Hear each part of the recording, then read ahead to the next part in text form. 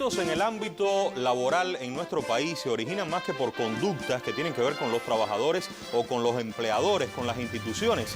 Fíjense, más bien se originan en el desconocimiento a la hora de actuar. El desconocimiento que bien puede ser de nosotros, de los trabajadores, o incluso de los empleadores, de las personas responsables en las instituciones, de echar a andar los mecanismos que tienen que ver con la reclamación de sus derechos en el lugar donde trabaja. Es un tema realmente muy sensible y al cual queremos dedicar 2 programas aquí en Hacemos Cuba. Vamos a una primera entrega en esta oportunidad y el próximo miércoles volveremos a intentar buscar cada uno de los detalles detrás del sistema de justicia laboral en Cuba. Vamos desde nuestro programa. Acompáñenos.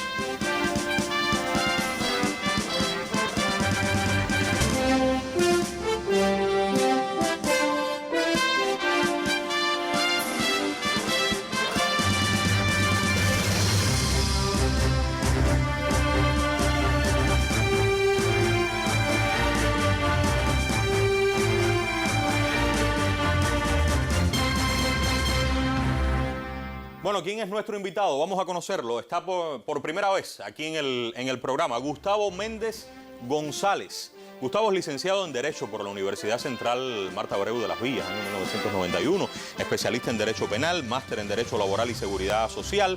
Fue abogado del bufete colectivo de Trinidad en su provincia, allá en Santi Espíritu, aunque es camagüeyano, pero tiene también su origen en el centro del país. Veamos más de la trayectoria de Méndez González. Desde el año 92 se ha desempeñado tanto como juez, como presidente igualmente de tribunales en Santi Espíritu y aquí en La Habana. Ha sido ponente y organizador de diversos eventos nacionales e internacionales relacionados con la justicia del trabajo y actualmente es el presidente de la Sala de lo Laboral del Tribunal Supremo Popular. Esto desde el año 2018. Doy la bienvenida entonces a nuestro invitado.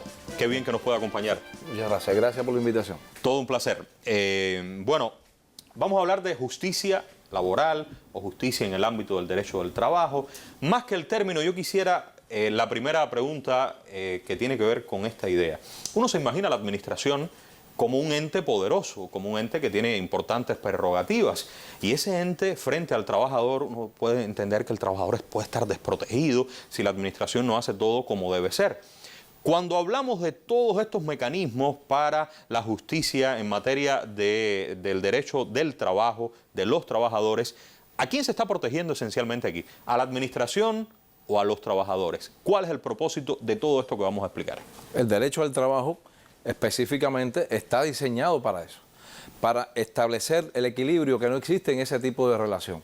O sea, los desbalances que existen en la relación de trabajo entre el empleador y el trabajador, buscar que la norma logre ese equilibrio que nace desde la relación que surge entre el empleador y el trabajador.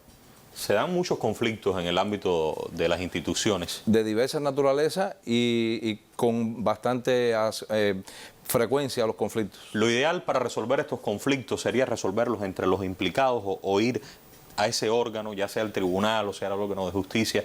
¿Qué usted recomienda? Tratar de encontrar la solución entre los implicados del conflicto. Es oportuno la reflexión que haces, porque es que incluso cuando nosotros hablamos de conflictos de trabajo, estamos hablando de esa cuestión que no logró la solución en el momento donde ocurre. No logró ponerse de acuerdo, no logró una armonía entre el empleador y el trabajador o entre los trabajadores que entran en el conflicto. Sí, porque estos conflictos pueden ser bien entre trabajadores o entre el trabajador y el empleador. Y el empleador, exactamente. Pero cuando no logran el entendimiento, entonces hay que ir a otro ente para que resuelva la situación. Se externaliza, sale del marco de ese individual en que se suscita entre el trabajador y el empleador. Y por tanto, entonces deben acudir a un órgano, a una autoridad tercera que es imparcial para darle solución a esa cuestión a la que esas dos partes no han podido solucionar. Pero la primera idea que quiero fijar es que lo ideal es que usted resuelva, digamos, entre los trabajadores o entre el empleador y no haya necesidad de esto. No, evidentemente, es lo más necesario, lo más sensato en ese asunto. Bien, pero veamos porque eso no siempre pasa, ese sería el estado ideal. La realidad es que muchos conflictos en nuestro país no se resuelven entre los trabajadores o entre los trabajadores y el empleador. Y mi primera pregunta en este sentido sería, ¿qué es lo que origina fundamentalmente las reclamaciones de los trabajadores en Cuba? ¿Por qué motivos esencialmente? Hay 2 motivos esenciales. por la aplicación de medidas disciplinarias o por el ejercicio del trabajador para hacer cumplir sus derechos. O sea, me imponen una medida disciplinaria y no estoy de acuerdo con la medida. Exactamente. Da lugar a que el trabajador dé inicio a un proceso reclamatorio para hacer valer su derecho por las distintas razones que pueda alegar de inconformidad en ese sentido. Ahora, usted dice que las más reclamadas son la separación definitiva de la entidad y la de traslado a otra plaza con pérdida. Sí, exactamente. De las 6 medidas disciplinarias que se están establecidas en el Código de Trabajo que se imponen por los empleadores, estas son las más reclamadas. Vamos a recordar cuáles son esas 6 medidas que se pueden imponer. Se puede imponer la amonestación pública ante el colectivo, se puede imponer la multa de hasta el 25% del salario del trabajador, se puede imponer la suspensión por 30 días del vínculo sin derecho a una retribución. Sin salario. Sin salario. Se puede imponer igualmente el traslado temporal a otra plaza hasta un año de duración. Temporal, hasta un año. Hasta un año de duración. Durante ese periodo desempeñaría otro cargo por un año o por el periodo que determine el empleador. Y pero después regresa a su plaza habitual. Con derecho a regresar a su plaza. Y entonces las siguientes 2 sanciones. O sea, que sería traslado con pérdida de la plaza que tenía. O la separación definitiva. O la separación definitiva. ¿Por qué se reclama fundamentalmente? Y aquí está también la explicación. Estas 2 sanciones son las que más impactan en el estatus del trabajador. Tómense en cuenta que la separación definitiva de la entidad, el nombre lo dice, se desvincula de la entidad. Y en el caso del traslado con pérdida o traslado definitivo, como lo conocen también los trabajadores, es una medida que implica que ese cargo que venía desempeñando lo deje de desempeñar y pase a ocupar uno de menor ingreso, de condiciones laborales distintas, inferiores, siempre en ese sentido. ¿Por qué se reclama esto fundamentalmente? ¿Cuáles son los motivos que mueven esta reclamación? Sí, hay muchos motivos que puede estar influenciando, pero esencialmente la inconformidad del trabajador con los hechos que se le han imputado. ¿Qué quiere decir eso? Que si se le imputa una negligencia por una violación de un procedimiento, el trabajador alega en muchas ocasiones que realmente o procedió de una manera o procedió de otra, o porque desconocía o porque no conocía las normas que lo regían, y esa es la manera de defenderse contra esa imputación. Dicho de otra manera, eso que están diciendo ahí no es así, eso no es verdad, la realidad es otra. Es otra. Ese es el primer gran motivo. Ese es el primer gran motivo. ¿Qué otro motivo? Pudiera ser un motivo relacionado con la gravedad de la medida. Las medidas disciplinarias, como hablamos, que son varias, ahí van ascendiendo en gravedad, en severidad.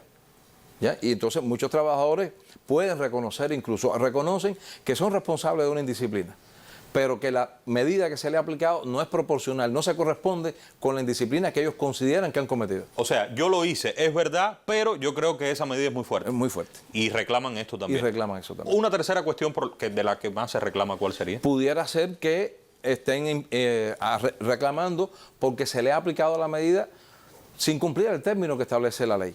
El plazo, el periodo que le otorga la ley al empleador o a la autoridad facultada para imponer la medida disciplinaria. Y ahí estamos hablando de que el trabajador se documenta, lee, busca y dice, hey, conmigo incumplieron, aunque los hechos son reales, bien, la medida es esta, pero usted, mi jefe, no lo hizo como debía y por eso yo reclamo también. Reclamo igual. Interesante. Esto es lo que tiene que ver con medidas disciplinarias. Pero hay otro grupo de reclamaciones que tienen que ver con derechos. Es decir, yo creo que tengo derecho a esto, mi derecho ha sido violado. Explíqueme cómo funciona esto en las reclamaciones. El Código de Trabajo reconoce un grupo de derechos, lo reconoce la Constitución, los desarrolla el Código de Trabajo y otras normas que complementan el Código de Trabajo. Esos derechos reconocidos pueden ser no respetados, pueden ser quebrantados por parte del empleador.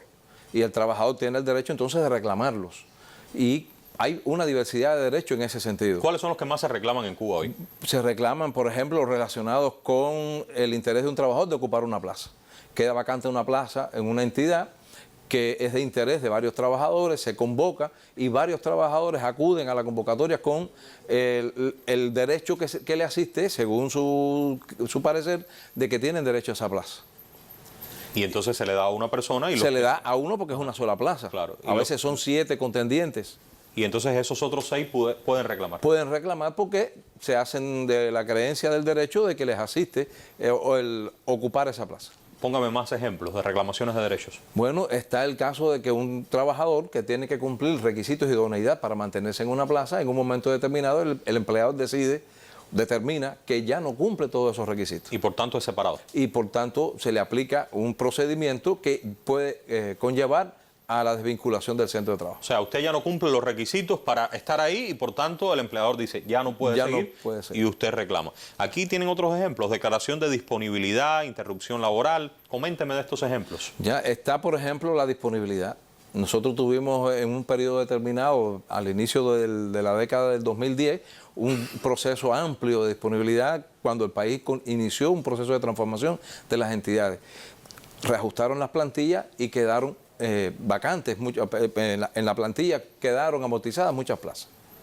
¿Ya? Eso dio lugar a que del colectivo de trabajadores se decidiera quiénes permanecían y quiénes quedaban disponibles. El que quedó disponible, evidentemente, también entiende que él debía permanecer y eso dio lugar a reclamaciones también. Que son posibles. O sea, estamos hablando de ejemplos posibles de derechos que usted puede reclamar. Que se reclaman. Y que se reclaman. Vamos a explicar, después que sigamos con los ejemplos, cómo se reclama. O sea, que va a ser la segunda parte de este programa porque existen mecanismos, maneras, formas, vías y de esto también debemos conocer. Sobre el pago de salarios y certificados médicos, ¿qué es lo que se reclama aquí? Se reclama, sobre todo hoy en las condiciones, sobre todo cuando hay entidades en las que rigen sistemas de pago, los que están en perfeccionamiento, los que están relacionados con el pago según los resultados de trabajo, sí, que están sujetos a indicadores. Esos indicadores pueden moverse, pueden modificarse según las condiciones de trabajo y de productividad en una entidad determinada y puede dar lugar a la modificación de los ingresos de los trabajadores. Y yo entiendo que no es el suficiente y por tanto reclamo también. Y se reclama igual. Bueno, sobre el periodo de prueba, modificación del contrato, tratamiento a los trabajadores declarados con invalidez parcial. Realmente son muchos los ejemplos en materia claro, de derechos. Pero la pregunta mía sería la siguiente ahora. Lo mismo para una medida disciplinaria que para la reclamación de un derecho. ¿Cómo comienza esto? ¿A dónde puedo ir? Los famosos órganos de justicia, los tribunales, a veces uno dice, es aquí, es allá. Explíqueme cuándo al órgano de justicia laboral y cuándo entonces al tribunal para la reclamación de cualquiera de estos ejemplos que usted ha puesto o de otros que no se han citado aquí. Sí. Cuando se trate sobre la imposición de medida disciplinaria o la reclamación de un derecho que el trabajador estime que se le ha lacerado o que reclama su reconocimiento, los trabajadores del sector estatal, porque pertenecen a los órganos de la Administración Central del Estado, a los organismos, a las empresas, a las entidades presupuestadas, entre otras que la ley reconoce, deben de carácter obligatorio acudir al órgano de justicia laboral de base, en primera instancia. Órgano de justicia laboral. Laboral. En mi institución, en mi centro de trabajo. En su centro de trabajo. Claro. Repetimos, ¿eso será para qué trabajadores? Para los trabajadores, pudiéramos encuadrarlo en un término que no lo abarca todo, pero que sí hace una diferenciación. Trabajadores del sector estatal, órganos del Estado, organismos, empresas, unidades del sistema presupuestados. Sí. Todas esas personas deben reclamar en primer lugar al órgano de justicia laboral de su propia institución. ¿Cuándo puedo ir al tribunal? Al tribunal una vez, en este caso, estos trabajadores a los que habíamos hecho mención, vencido o cuando se agote o se solucione en el órgano de justicia laboral la reclamación de estar inconforme, pueden acudir al tribunal municipal. ¿Para cualquier medida? Para cualquier medida, en el caso de las medidas disciplinarias, no. Al órgano, cualquier trabajador acude cuando se le impone cualquiera de las 6 medidas disciplinarias que te había mencionado anteriormente. En cualquier caso, cualquiera de las 6 medidas que me impongan, yo puedo reclamar ante mi órgano. Ya. Pero el órgano soluciona, yo no estoy conforme. ¿En qué casos puedo ir al tribunal? Hoy la ley establece que se puede acudir al tribunal inconforme con la decisión que adopta el órgano de justicia, que esa resolución o esa decisión tiene el nombre de acuerdo, sí, cuando inicialmente se ha aplicado la medida disciplinaria de separación definitiva y de traslado definitivo. ¿Y en el caso de las otras medidas? El órgano solo es única instancia para resolver esos asuntos. O sea, lo que determina el órgano, hasta ahí. Es de carácter firme, se cumple de inmediato y no es impugnable ante ningún otro órgano. Pero vamos a los ejemplos anteriores. Si me separan definitivamente de mi puesto de trabajo o soy removido a un cargo de menor remuneración, como usted decía, y no estoy conforme con lo que dijo el órgano, ahí sí puedo ir al tribunal. Sí. ¿A qué tribunal? Tribunal municipal. Del municipio donde está enclavado la entidad donde se origina este conflicto.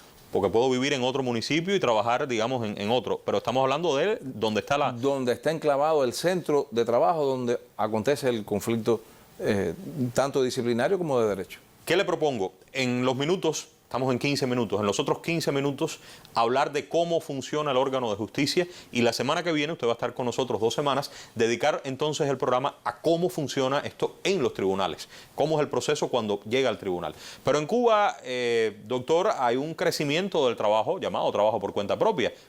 Usted no me lo mencionó aquí. ¿Qué pasa con los trabajadores por cuenta propia? Por eso hacía la diferenciación para entenderlo un poco mejor. Este es el sector no estatal. El sector no estatal no tiene que acudir a los órganos, van directamente a reclamar sus derechos ante el Tribunal Municipal.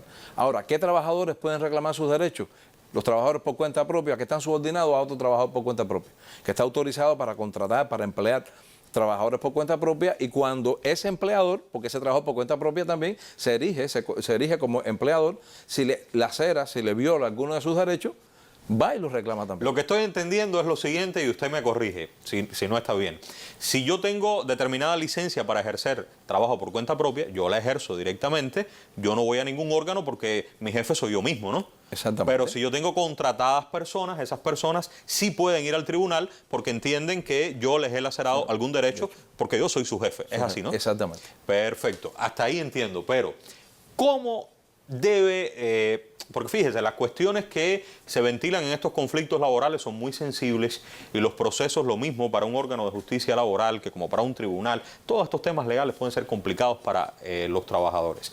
¿Qué características debe tener todo esto? Todo esto cuando echa a andar el mecanismo y que la gente sienta la seguridad de voy a reclamar porque puedo obtener un mejor derecho, o la medida, si fue injusta, puede ser cambiada. ¿Cómo debe funcionar esto, profesor? La respuesta guarda una lógica con la primera pregunta que me formulabas. Esa diferencia que hay, esa falta de equilibrio que hay en la relación entre empleadores, que la viene a suplir las normas, tanto sustantivas como procesales, las leyes que rigen el derecho del trabajo. Y por eso entonces, en todos los procesos laborales, para que haya esa posibilidad, puesto en favor del trabajador, con prioridad para el trabajador, entonces hay un grupo de elementos que deben estar presentes. ¿Cuáles son esos elementos? Por ejemplo, la rapidez con la que hay que solucionar el asunto. Todo esto debe ser solucionado lo más rápido posible. Lo más rápido posible. Porque tiene una naturaleza muy trascendente. Si a un trabajador se le separa, poniendo el ejemplo de los procesos disciplinarios, tomemos en cuenta que hay una familia que depende del sustento económico que ese trabajo genera. Y por tanto hay una obligación, hay una necesidad social de que ese asunto se resuelva con prontitud.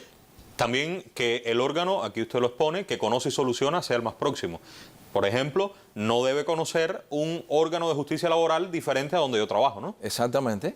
Lo mismo sucede con los órganos judiciales, que aunque hablaremos la semana que viene, pero también está concebido, es válido, este debe ser de lo que estamos reflejándonos en la pantalla, también es válido para los órganos judiciales. De manera que los que intervengan en la solución del conflicto estén más inmediatos al hecho que se está resolviendo. Aquí ustedes pueden ver en pantalla otras características que deben tener la solución de los conflictos laborales. Fíjense, estamos hablando de que predomine el diálogo, no tantos papeles, no tantos escritos, aunque existen, pero más bien el diálogo, el entendimiento. Una vez iniciado el proceso, el órgano es el responsable de su desarrollo y continuidad. O sea, que usted como trabajador no tiene constantemente que estar instando, oiga, ahora toca esto, ahora toca lo otro. No, ya el órgano se encarga de la continuidad. El trabajador se puede defender por sí mismo, usted no necesita un abogado, usted tiene los argumentos y como se trata de un proceso sencillo, puede defenderse, aunque si quisiera nombrar abogado. Lo puede hacer. Igual, y se puede hacer representar por sí mismo, como ya estabas explicando, ya hemos puesto en la pantalla, pero incluso por un representante del sindicato, de su sindicato, o un familiar que él designe para que lo represente. Un familiar que no tiene nada que ver con el centro de trabajo puede ir a... Y puede representarlo igual. El proceso tiene esencialmente un carácter público, o sea que no debe ser en secreto, pero usted dice esencialmente. Esencialmente. ¿Algo sí puede ser en secreto? Sí, no tanto secreto, pero sí a puerta cerrada pudiéramos hablar. ¿Qué?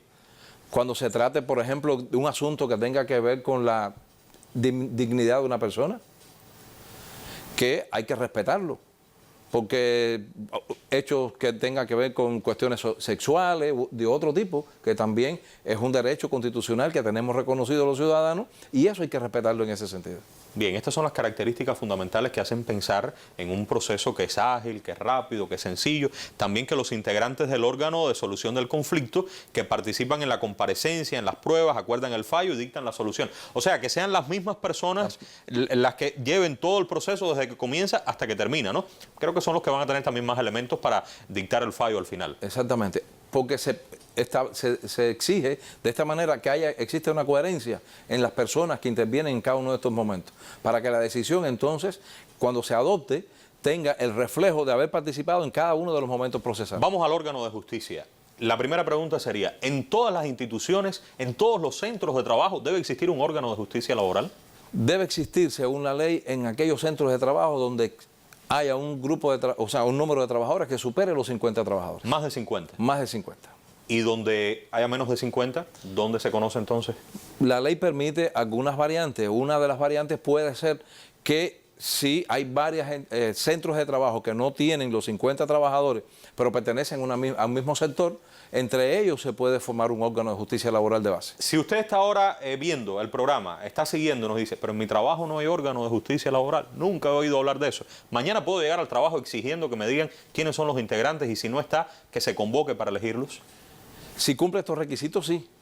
Siempre hay que ventilarlo por medio del sindicato. La norma, la ley, el código de trabajo, el reglamento asigna unas responsabilidades al sindicato en este sentido y metodológicamente a las direcciones municipales de trabajo. ¿Cómo se eligen a los integrantes del órgano de justicia? En asamblea de trabajadores. Explíqueme cómo funciona. El empleador va a la asamblea y hace saber, este es mi representante. O sea, es una reunión que se convoca para eso. Para eso, exactamente.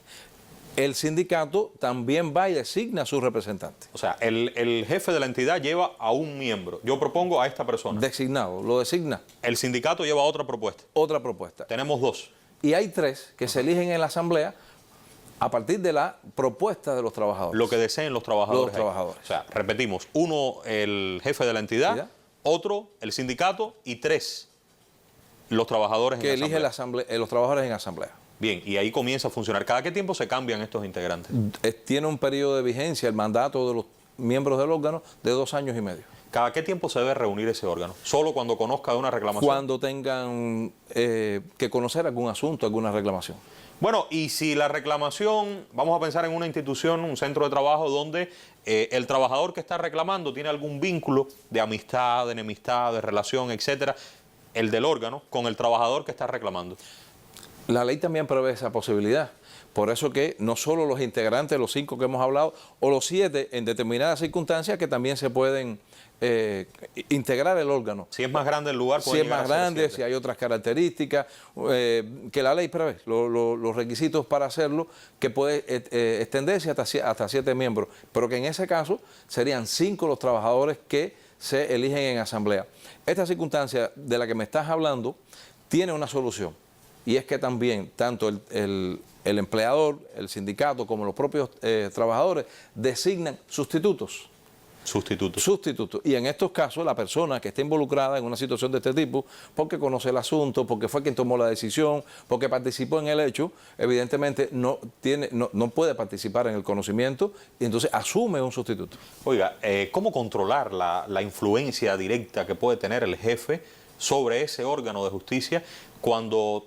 Estoy pensando en una medida disciplinaria que impone el jefe también tiene la posibilidad de designar a uno de los miembros, pero los otros no, el sindicato uno, el resto de los trabajadores. Esto puede ser complicado. ¿Cómo establecer eso?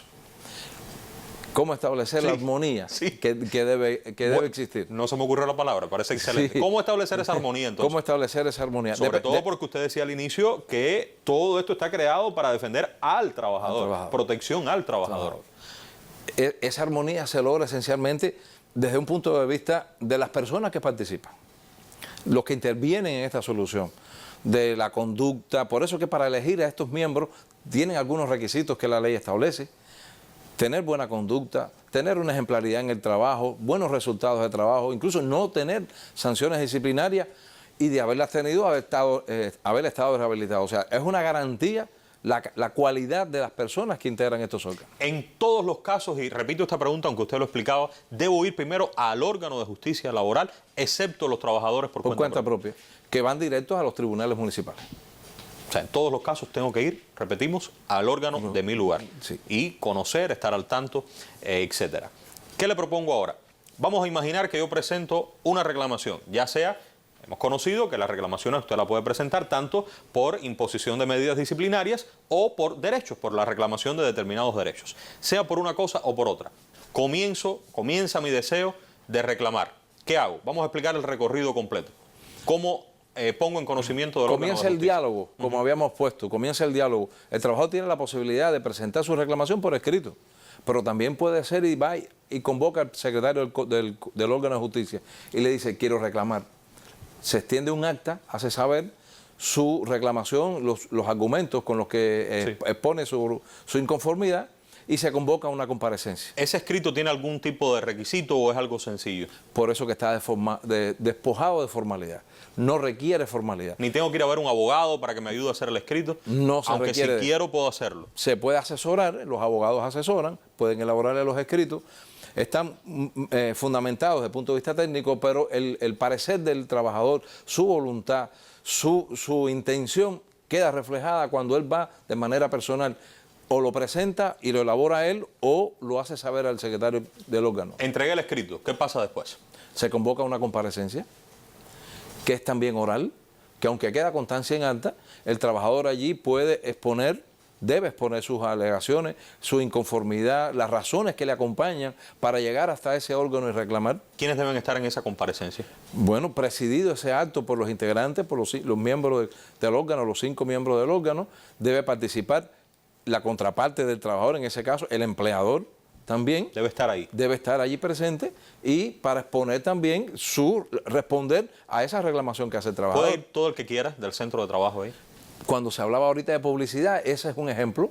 En los centros de trabajo hay muchos órganos que nosotros hemos apreciado cómo incluso lo publican en sus murales y anuncian la celebración de este tipo de actos y cumplen una labor educativa también, porque de esta manera también nuestros colectivos se educan en la disciplina, en el orden. Desde que entrego el escrito hasta que se convoca a esa comparecencia, ¿cuánto tiempo puede transcurrir? La ley establece un plazo, un tiempo que debe durar. Y aquí se cumple que deben ser aproximadamente un mes. Hasta un mes. Hasta un mes aproximadamente. Pero nada impide que sea rápido, como el otro día, en una semana. Inmediatamente que concluya la comparecencia, se adopta la decisión y se le notifica al trabajador. Mientras más rápido, obviamente, mejor. Es mucho mejor. Bien, no siempre es así. No siempre es así. Sí, a veces lo determina la complejidad del asunto, que requiere de más indagación, de buscar otros elementos de prueba. Sí. ¿Qué pasa después de la comparecencia? Puede ya decidirse o irse a una nueva fase de prueba.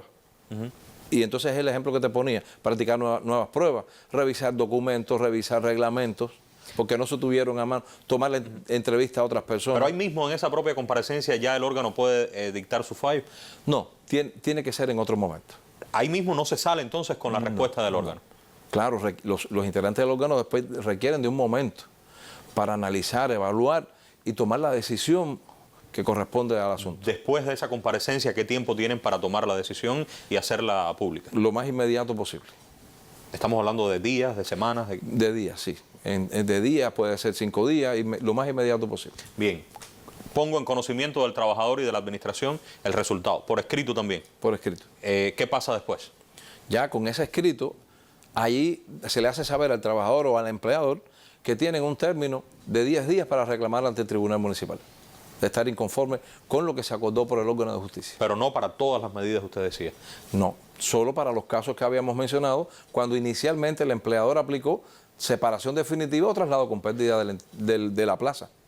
En el caso de que el órgano esté revocando esa medida impuesta por la administración, pero ya la medida estaba cumpliendo su efecto, digamos, ya la persona estaba separada, ya la persona echó a andar todo este mecanismo sin estar trabajando. ¿Cómo funciona esto cuando la persona regresa? Hay que cumplir entonces con la posibilidad de que la administración vaya al tribunal. Explíqueme Ahí hay punto. una diferencia, cuando se adopta la decisión del órgano, hay una diferencia del impacto, de las consecuencias que tiene esa decisión cuando se reclama una medida disciplinaria o cuando se reclama un derecho. Cuando se reclama una medida disciplinaria, que es lo que me pregunta, inmediatamente que el órgano adopte la decisión, si modifica la inicialmente aplicada, es de inmediato cumplimiento la que adoptó al órgano. Con la decisión del órgano. En el día hábil siguiente, si le notifican la resolución, el acuerdo del órgano, el viernes, ya el lunes tiene que estar restablecido el trabajador conforme a la medida que haya adoptado, si es traslado temporal u otra medida, debe ser restablecido. Independientemente, yo insisto en esto, de que vaya contraria a la decisión del empleador, de la administración. O que el empleador inconforme demande ante el Tribunal Municipal. Muy bien. Aquí se nos queda entonces la idea abierta de qué pasa en el tribunal.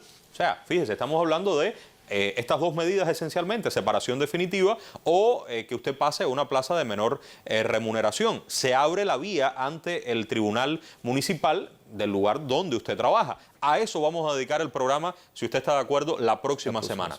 Pero a mí me queda la idea, y por eso yo le pedía cerrar con, fíjese, aquí se ha hablado de muchas cosas, de cómo está conformado el órgano, de quiénes lo integran, de qué usted puede reclamar. ¿Dónde yo encuentro todo esto? Porque ha sido mucha información, al menos lo más esencial. Y usted ha traído, le pusimos arsenal, porque sí, es un arsenal, son armas, pero no solo para los trabajadores, también para los empleadores. Básicamente, si estoy inconforme con los hechos que me está diciendo el empleador, los hechos imputados, ¿dónde puedo encontrar lo que regula este particular? Un trabajador, para defenderse en estas circunstancias, debe acudir al artículo 162 del reglamento del Código de Trabajo, porque ahí es donde se regula todos los elementos que debe contener la medida disciplinaria, que es contra lo que él se va a defender. Todo lo que tiene que ver con los hechos. Lo encuentro en el reglamento del Código de Trabajo. Bien. Si estoy en desacuerdo con la severidad de la medida disciplinaria, muy fuerte la medida, ¿a dónde voy a buscar para defenderlo? Para argumentarlo en el artículo 149 del Código de Trabajo, que allí se determinan las reglas que se deben tomar en cuenta para decidir qué medida es la que se impone, tomando en cuenta la trayectoria del trabajador, la gravedad de los hechos, la trascendencia, las consecuencias que tiene para el colectivo ese hecho que se le está imputando. Aquí usted, se nos acaba el tiempo, pero vaya anotando, creo que aquí está la clave fundamental. Si la medida estuvo fuera de término, ¿dónde se establecen los términos? ¿Dónde puedo saber que estuvo en término mi medida? En el artículo 152 del Código de Trabajo, ahí está reflejado a partir de qué tiempo, de qué momento se computa estos 30 días que da la ley al empleador para sancionar, ahí está reflejado. Artículo 152. Bueno, y si yo tengo dudas, este jefe pudo haberme impuesto esta medida, ¿quién puede con esta y quién no puede con esta otra? ¿Dónde está establecido? Ya, el propio artículo 152 a que hacíamos mención le otorga esta facultad al jefe de la entidad. Pero a su vez también le dice, puedes delegar esta facultad en otros directivos. ¿Dónde se refleja eso? En el reglamento disciplinario interno que está vigente en la entidad. No, porque es que hay empresas que están, digamos, en Santi Espíritu, su provincia, pero el jefe de la entidad está en La Habana. En La Habana, ¿cierto? Y entonces ese jefe no tiene cercanía ninguna con la realidad de los hechos. Pero ese jefe de La Habana tuvo que haber delegado esa facultad en el jefe de la provincia. Si no la delegó, entonces entendemos que es ilegal. Es ilegal. Perfecto. Vamos a buscar otros ejemplos y con esto termino. Del arsenal, de lo que usted necesita para defenderse y también el empleador, cómo no, para poder guiarse de la mejor manera. Bueno, cuando yo creo que tengo más derecho a ocupar esa plaza, ¿dónde encuentro la manera de proceder en este sentido? En el artículo 1 del reglamento del Código de Trabajo, ahí está establecido el procedimiento de cómo debe procederse para cubrir una plaza. Y en el convenio colectivo, porque cuando hay una plaza que está vacante, que se va a convocar para cubrirla, hay que ponerla en publicidad. Y ahí en el convenio colectivo se rige el periodo por el que va a estar publicada la convocatoria. Ahí vamos a terminar porque el tiempo se agota. Fíjense, hay muchos otros ejemplos. Usted mencionó el convenio colectivo y mencionó también el reglamento disciplinario. Pero nos queda hablar de los tribunales. Con todas esas ideas comenzaremos la próxima semana. Aunque por ahora es todo. Muy pronto regresaremos.